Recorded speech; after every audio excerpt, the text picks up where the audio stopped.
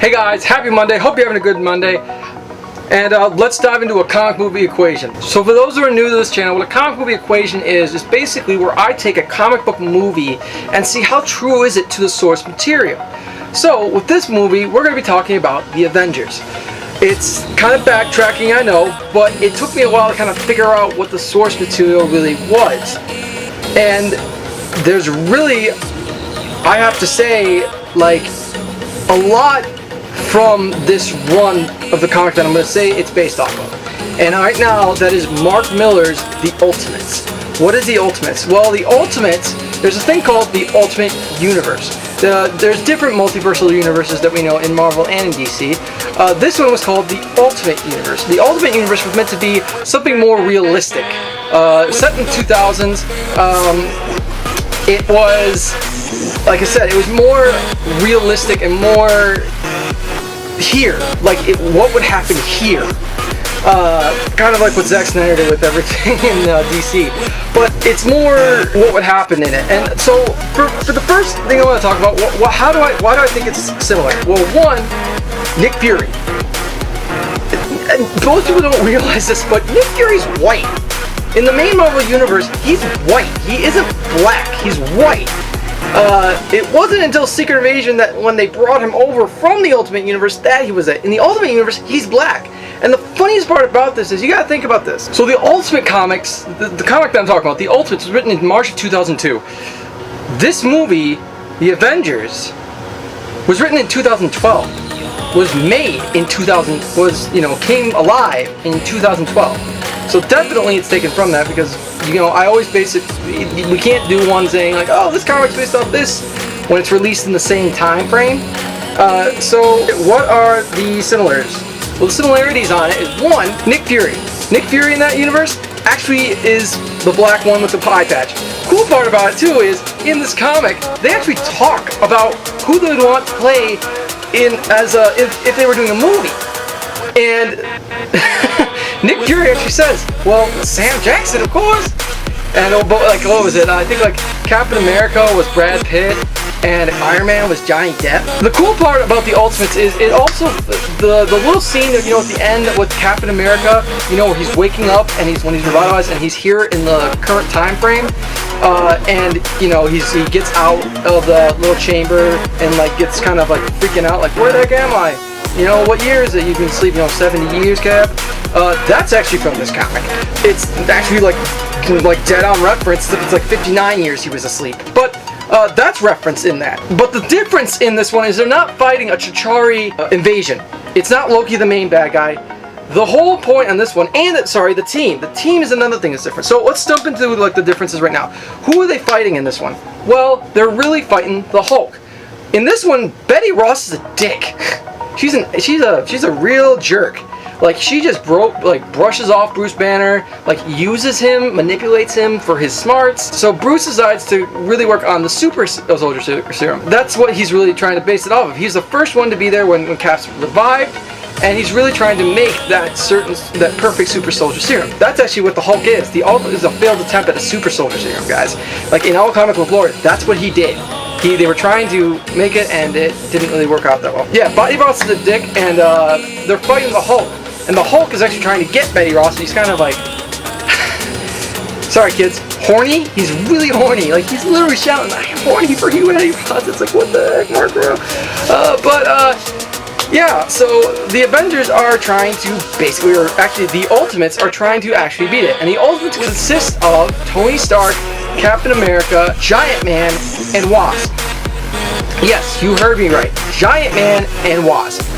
Those are the two ones. And it's not Scott Lang, it's Hank Pym. Hank Pym is the main guy. And that's the main thing. And Thor. Cool thing difference really about Thor is Thor's more of an activist.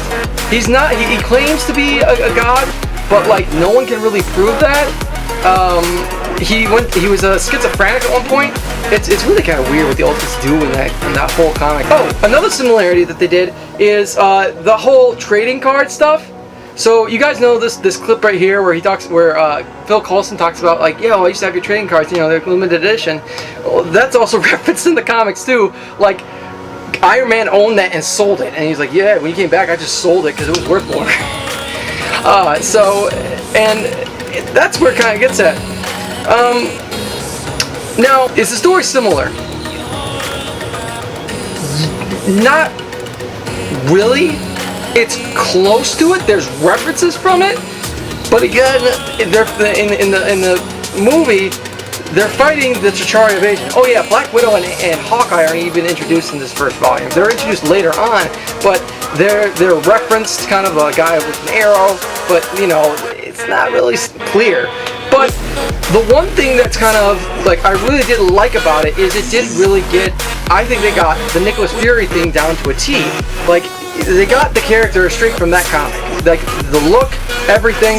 The fact that he said, "Play me as Samuel L. Jackson," that's one thing that they really did a good job on. Another thing they really did a good job on, I really believe, is actually like capturing the Captain America essence in the whole thing. There was, you know, times where he was, you know, a straightforward soldier, and there were times where he was just trying to fit in. He really was trying to fit into the normal surroundings and being, you know, 60, 70, 58 years old, like older than what he was. The sad part about it, actually, so you guys know that Bucky Barnes in the whole Captain America, Bucky fell into the lake, got captured by Hydra. In the Ultimate series, he didn't. He actually, Cap went up and tried to, he destroyed the rocket, fell on the ground, was frozen in ice. Bucky didn't join him. He wasn't a sidekick. He was actually a war vet. And he actually married the love of Steve Rogers. And when the first thing he does when he wakes up is he goes and visits Bucky, and then wants to see his girlfriend too, which is kind of weird. But you know, they were like kind of like, well, it's what it is. And the girlfriend didn't want to see him because she thought she would look ugly because she's too old, and he's, you know, still young. But what it is. But the one thing I gotta so we know the similarities, we know the differences.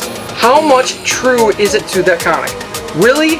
5. I'm gonna say 5 out of it, because they get the Captain America essence, the Captain America storyline. You see that they got the Nick Fury look, the Iron Man kind of personas on that, and banding together to basically defeat an ultimate evil. Yeah, that's kind of what they got from that. So I would give it a 5. What is the remaining 5? The remaining 5 I have to give is Joss Whedon's creativity. Director's kind of on that stuff. He really kind of, he's known to do that right now. And when we get to Age of Ultron, I'll tell you really why he's like a lot of it. So Joss Whedon is the rest is creativity. So if you get the 5 from the Ultimates and the 5 from Joss Whedon, you get that perfect 10. You get this Avengers film. Hey man, it was a good movie. All right, guys, thanks for watching this comic movie equation. I hope you enjoyed this comic movie equation. If you did, hit that like button so I know you did, and hit the subscribe button if you haven't. There's more content coming. Every Wednesday we do a poll list where I give away a digital code to one of the things I polled. All you have to do is subscribe to this channel and then find those videos and make sure you put a comment down. If you get to last week's, actually, you can still be entered for the giveaway. I will be giving away the digital code to, I believe I said, the Superior Spider-Man issue number 2 that just came out. Guys, it's one of my favorite series, and it's really hard being a collector, like actually giving away these digital codes. But it's one thing to know that you guys are getting these things, and actually maybe getting, if I can inspire one of you guys to actually read one of these comics, hey, I did my job and I did a good job on it. So, have a good Monday, guys, and peace out.